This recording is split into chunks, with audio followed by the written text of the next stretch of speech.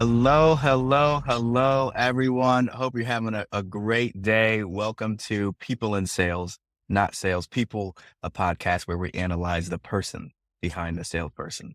And I'm super excited to have Cedric with me, founder and CEO of CEVA Solutions. I got that right? Yes. And super Yes, excited to have you sir. on. How you doing, Cedric? And thank you for having me. I'm super excited for our conversation. We talked a couple of times, and first of all, I'm doing well. But we've talked a couple of times now. I always enjoy our conversations, so I'm looking forward to providing as much value as I can here, and just seeing where this conversation takes us.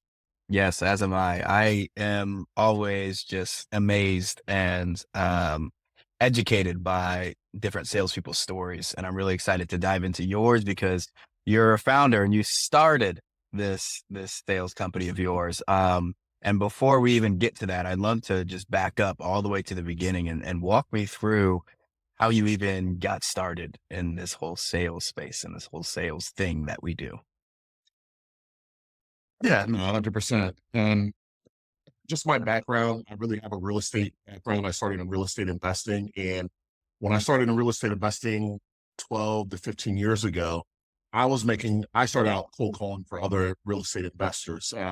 When you're in real estate investing, marketing, cold calling is just, if you not do that, then you're going to have a really tough career in real estate investing. So I got really good at that, doing it for other investors for 2, 3, 4 years.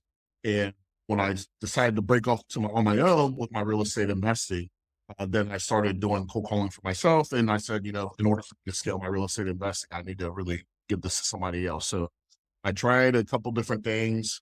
I ended up landing on the virtual assistants. My first virtual assistant was from Indonesia, actually. And he started making cold calls on my behalf. And just in that organic process, you kind of just learn. I didn't really have a plan. I've never, at that time, this was probably 8 to 10 years ago, virtual assistants were still kind of, I wouldn't say taboo, but not a lot of people are really using virtual assistants at that point. So it was just like a experiment because only was this my first virtual assistant from another country. This was actually like my first employee.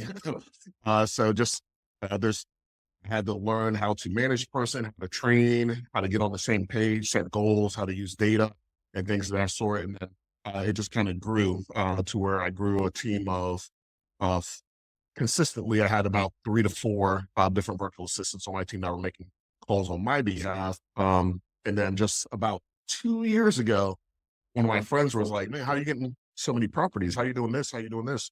And I was just like, "Yeah, I just have my virtual assistants making cold calls. You got to make sure you have the right data." And I'm sure we'll dive into all that stuff. But I have my virtual assistants doing it. Like, highest value activity in my real estate investing is meeting with homeowners and actually being at properties and things of that sort. So I had to delegate the other stuff.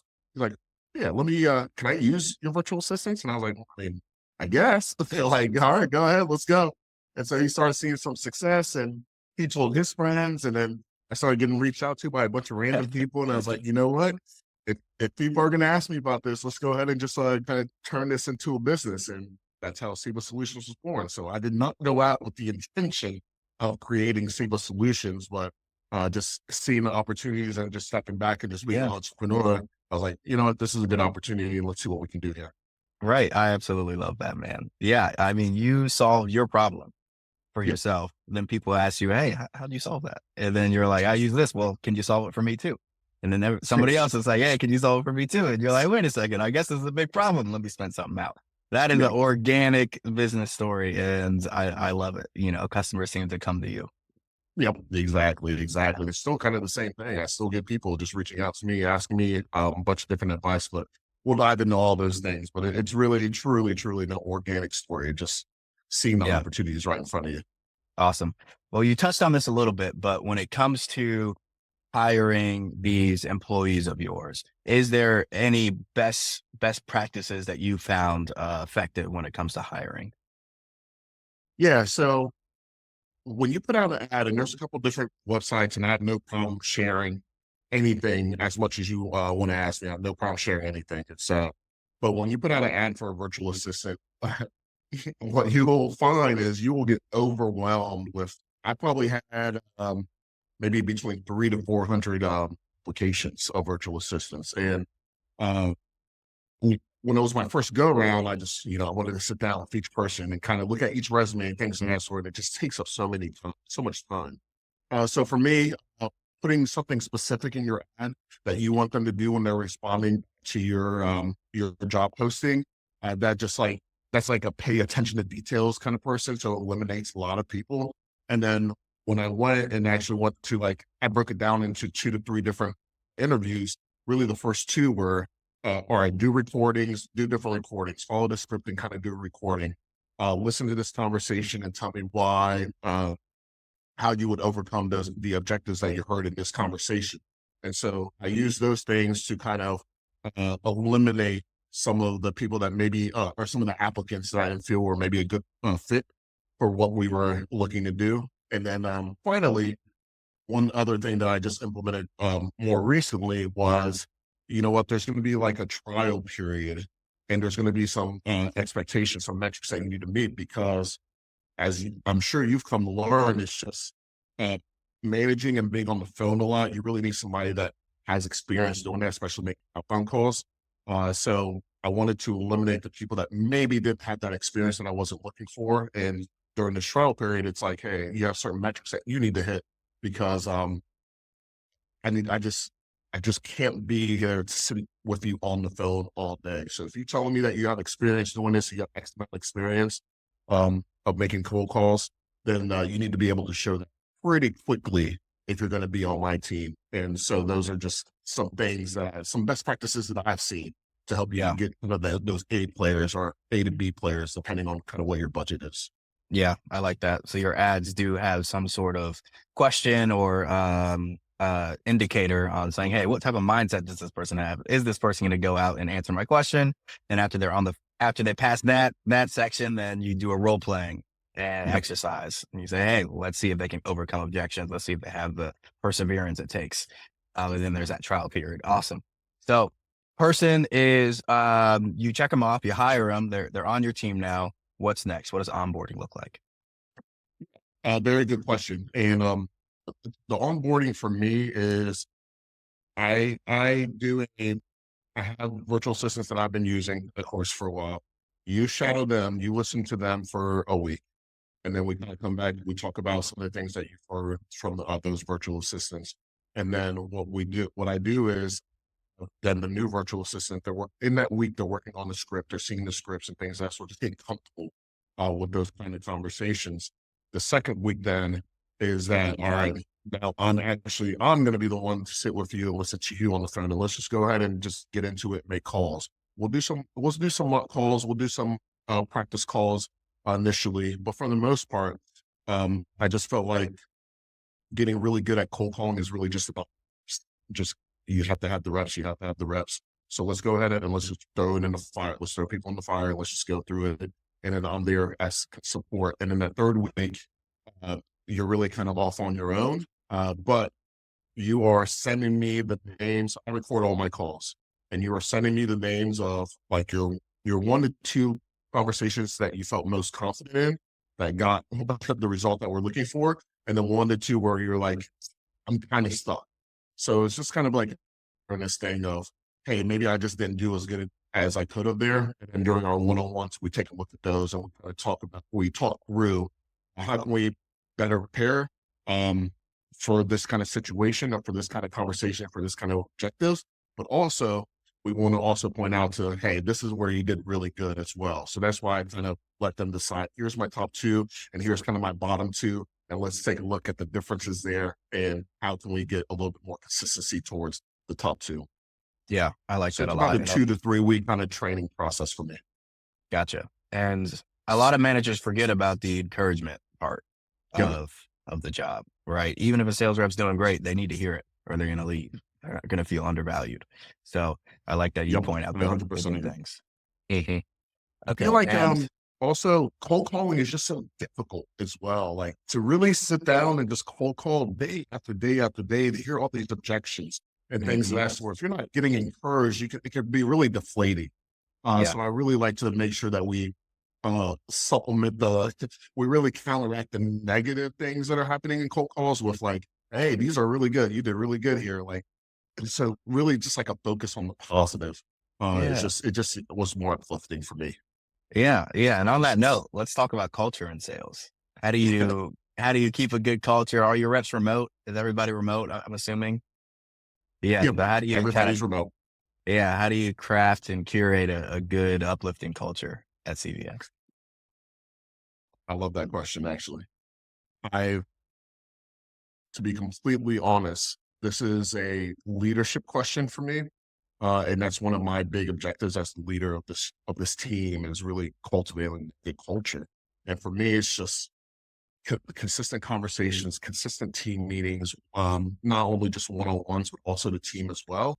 And we do one thing that we do is um, not only am I the one that's pointing out, hey, here are some good things that are happening. I also want the team to point out, like, here's some positives that have happened within me this week, and we want to really celebrate each other's wins. Um, there's a Hindu word called mudita, which is the name of book club that I am a co-founder on.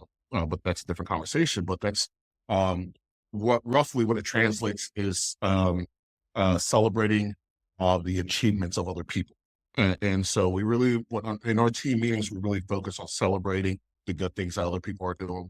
Clap, really like pay attention. We're really engaged.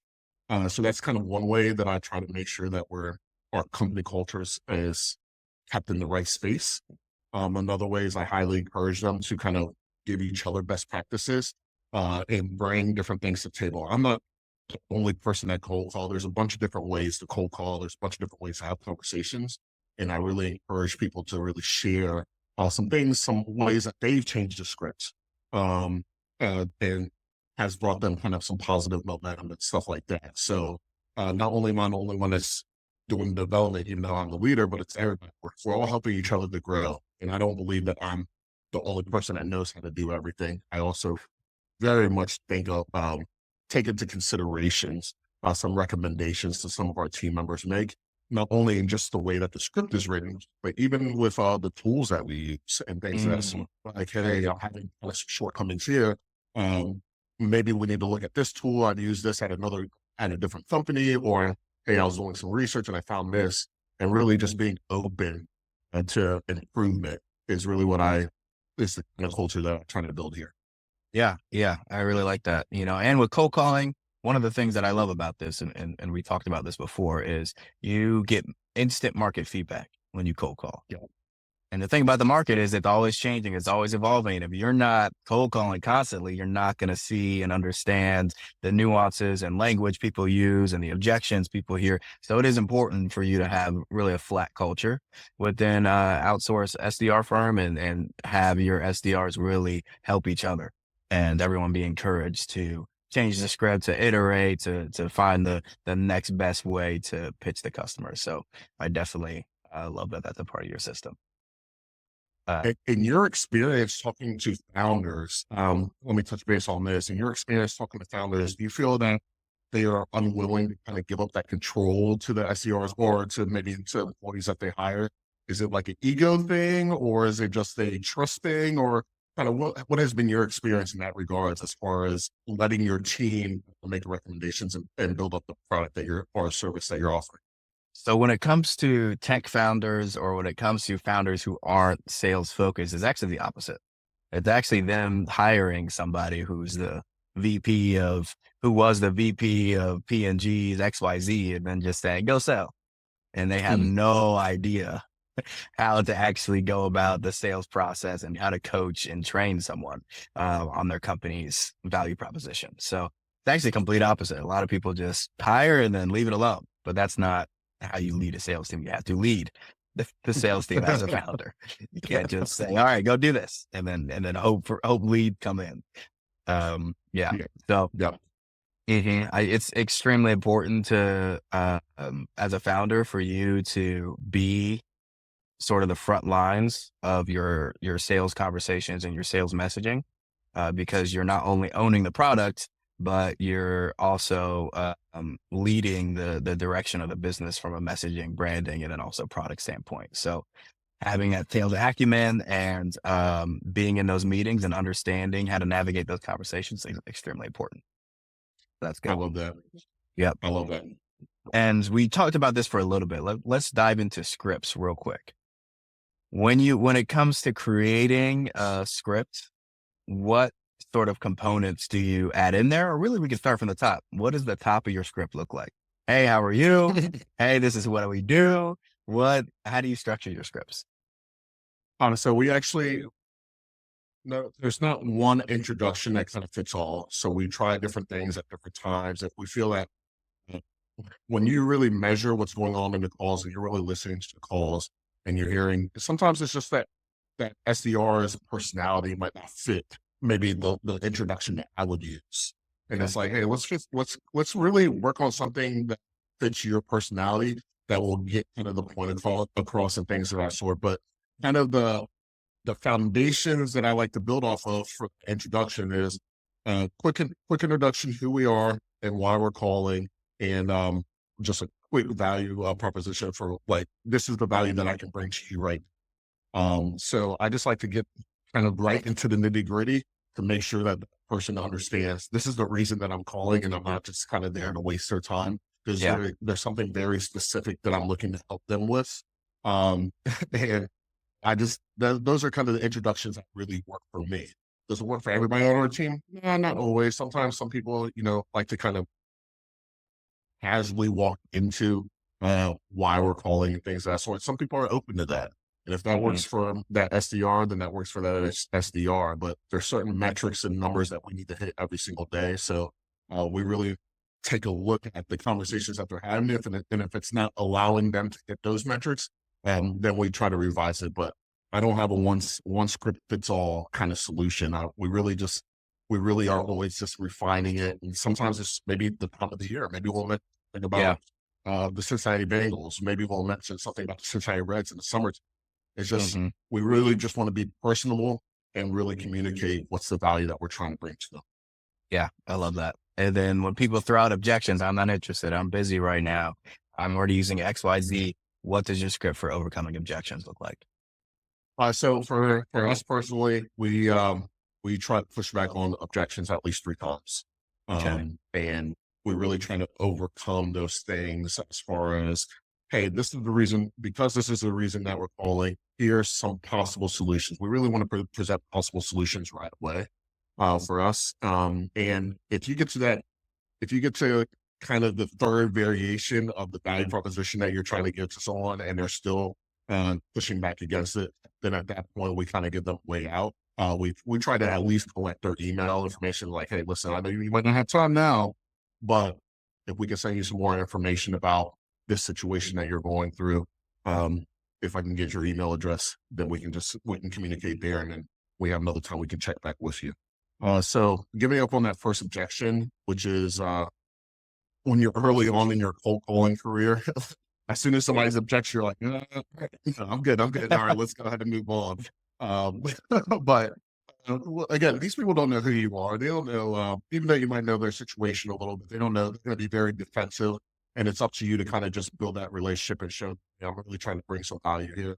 I'm not just trying to sell you on something that potentially you might, I'm really trying to Hmm. bring. So it's really understanding who you're calling and why you're calling and what solutions. And if you believe in the solutions that you can bring to them, then it's a little bit easier to kind of deal with those objections and not get out of that state of just, I'm ready to just move on.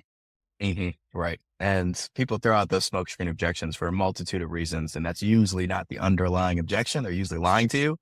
It is good practice. And I like that you incorporate the fact that you overcome objections or try and push back on objections 3 times and not Yep. just say, all right, they're not interested. Let me hang up the phone. They said that. But let's push a little bit. So that's good. Yeah, exactly. Exactly. I think people, especially when you're first cold calling, I think you're just like afraid to when I was making calls, let me not talk about anybody else. When I was first Hmm. making calls and I was getting objections, I was afraid to push back on those objections because I felt like maybe I was making somebody upset, or maybe I would just like ruin my opportunity here by pushing back on those objections. But if you really believe in a solution I've come to find that when I really believe in the product or the solution I'm willing to offer, if I'm really there with the right intention of helping this person, if I understand what Hmm. this person's issues are, um, then I feel a lot more comfortable pushing back on those objections. So, Yeah. yeah, And bring it bring comes the out of right your tone solution, bring too, the right which is intention. important. Yeah. Oh, 100%, 100%. Because you don't want to sound salesy over the phone. You need to be genuine, authentic, and passionate too. So Yeah. that's awesome. Cool. One thing I did want to cover was employee turnover. This is sort of the last topic here. But sometimes things aren't really jiving with an employee. How do you understand when something's not working out, when it may be potentially time to let somebody go? To me, it's metrics and engagement. Okay. Um, if you do We have certain numbers, certain amount of calls, depending on what stage of their hire that they're in. If it's somebody that's a little bit new, I don't expect them to make as many calls because they're still getting comfortable with the script. But Hmm. we do have a certain number of calls that you can make each and every single day, certain number of people that you reach out to each and every single day. So that just allows me to unemotionally see what's going on and talk to them about, hey, what do we need to do to get the call rate up, or what do we need to do? Maybe it's not even them. Maybe it's the data I have provided to Hmm. them that's not the right data. That's not providing enough actual leads in order to be able to fill those numbers. So I love data, and data is still something that's still fairly new to me over the past 3 to 4 years, of how to use data to really have those conversations about how we can improve. But you have to have the data so that everybody's on the same page of what metrics do we need to hit, and what activities do we need to do in order to reach whatever goal that we set for ourselves. So that's number one. And then number two is, if you are consistently meeting one on one, or meeting as a team, then there's kind of that you can't really measure the engagement, which to Okay. me is kind of a qualitative analysis versus the sort of quantitative analysis of what's going on in your business. So I like to really keep a pulse and make sure that we have consistent meetings each and every single week. And I like to consistently meet one on one, which as a leader, that requires a lot of your time. It really Hmm. does. And sometimes as a leader, you're like doing it this week. I don't feel like meeting with this person. I just want to, rest. I just want to focus on other things. But when you have a team that's dependent on you, I take that responsibility very seriously. And their development, um, really the success of your organization depends on the development of the people that you have working in your organization. So that's one of your highest value activities, is to meet with your people consistently to help them to become better than what they are today, in the role that they're playing. And if you don't take that serious, then you might lose your team. And then eventually there is kind of some hard rules that I set, as far as if we're listening to conversations, if you're lying, or if you're just saying whatever. And we have people with virtual assistants that are like, I will say anything. I will say anything to get this person, when it comes to real estate, to set an appointment with this person, things of this sort. We still have morals, and we still have um, some core values that we need to follow. So anything that goes against our core values as a company, which I communicate at each and every single meeting, our core values, our mission, and our vision statements. If they go against that, then that's grounds for Hmm. immediate fire. But if they aren't hitting their metrics, or if they are hitting their metrics and they're not getting appointments, I'll give a little bit of development time. And if it goes about 30 days after we had that conversation of, hey, here's the things that we need to do, and it's still not working out, then at that point, you have to let them go. Yeah. I understand it.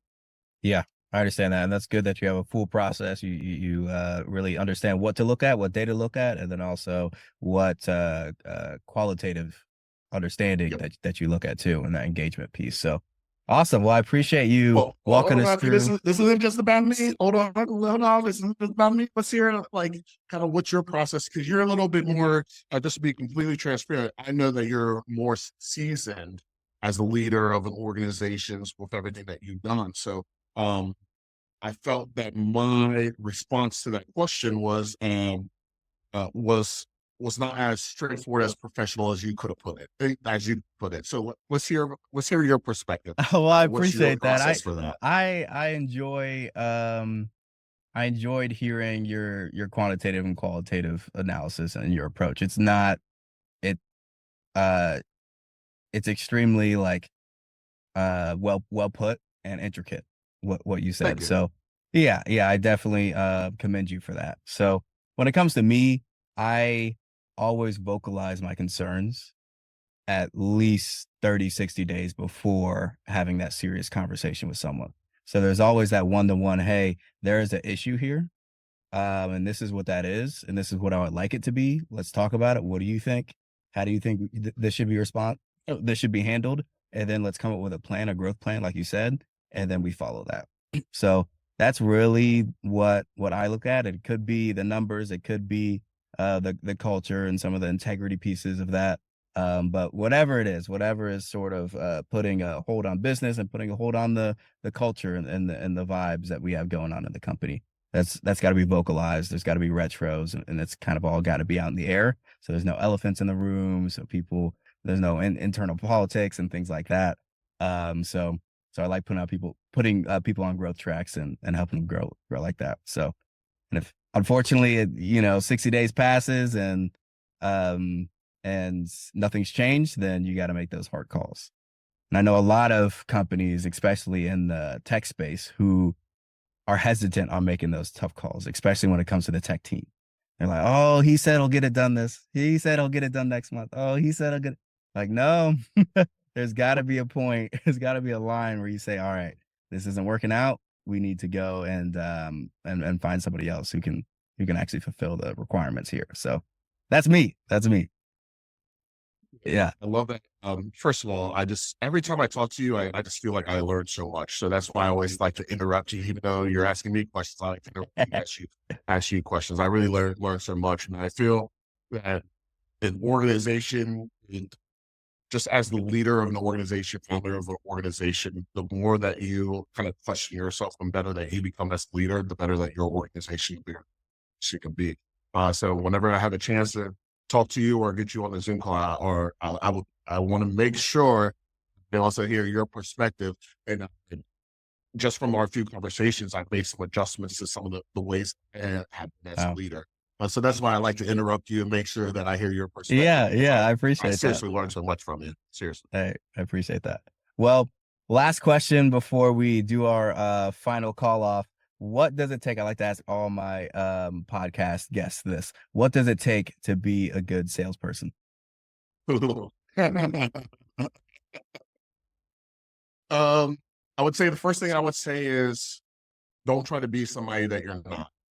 If you're an introvert, it's okay to be an introvert. You can still do sales. If you're extrovert, it's okay to be extrovert. You can still do sales.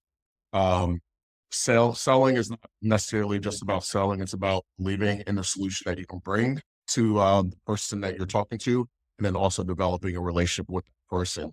It's very rare, at, especially on cold calls, that you call someone and it's just one conversation and all of a sudden you get that sale.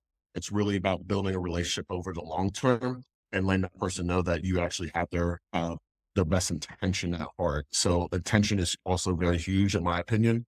And then ultimately it's just perseverance, grit, not really giving up. Um, you hear a lot of no's. And that's the hard part about cold calling. It's just you hear a lot of no's, you hear a lot of FUs, you hear a lot of just I'm not interested, things of that Right. sort. So if you're not able to emotionally not let that affect you, if you're not able to kind of just move on, part of that is maybe not believing in the solution that you are bringing. But if you're Hmm. not able to emotionally move past that, cold calling is going to be very, very tough. And I think that's part of the reason why a lot of people just don't like cold calling, just because it's probably 80 to 90% no's, but you're looking for that 10% of people that you're really are going to be able to help. So But that's my answer. awesome. Love it. And to give you my answer, I agree with that. Perseverance is my number one. You got to be able to take the punches, take the hits, and sort of like it for some reason. I like it. Like, all right, hey, they said no. Let's figure out what to tweak to make it better. And then the second is social intelligence. You have to understand what words, phrases, tonality, pace can really resonate with the person on the other end of the phone and be able to adapt very quickly, which is one of the reasons I created Suade. It's because, hey, Word documents are not sufficient for sales scripting, but sales scripting is extremely important to become a good cold caller, to become a good salesperson. So I was like, hey, let's figure out a way to complement cold calling with an interface that actually resonates with and sort of fits the cold calling structure. So that is my answer to that. Cedric, thank you so much for hopping on. How can people get a hold of you, look at your contact, look at your content and all that? Yeah. So I'm really big on I'm really active on LinkedIn. Look me up, CEVA Solutions, CEVA, CEVA Solutions. We're on LinkedIn, we're on Facebook. Everything is all CEVA Solutions. We're on Instagram as well. And then if you want to talk to me personally, the best way to reach me is on LinkedIn, which is Cedric, CEDRIC, Pashi, PASHI. And I am open to conversations. I'm open to suggestions and anything like that. I'm just trying to become the best leader that I can be. So I just look forward to connecting with everyone and just um, the last thing I would love to say is just consistency. At the end of the day, perseverance, you can have all these things, but if you aren't consistent with your actions, then it's very difficult to find some success in anything that you do in life. So please make sure that you're consistent out there. And if you're having any issues and things of that sort, you're not alone. Just continue down the path and continue to look for different solutions. There's a lot of good resources out there. Suade is a great platform, a great tool to use if you are doing outbound cold calls and things of that sort. So just know that you're not alone in finding that right solution, and just continue to look and continue to learn and just continue to just build because we're all in the same boat. Awesome. Thank you so much, Cedric, for hopping on. Hopefully everyone got something from this call, and we'll see you all next time. Appreciate it.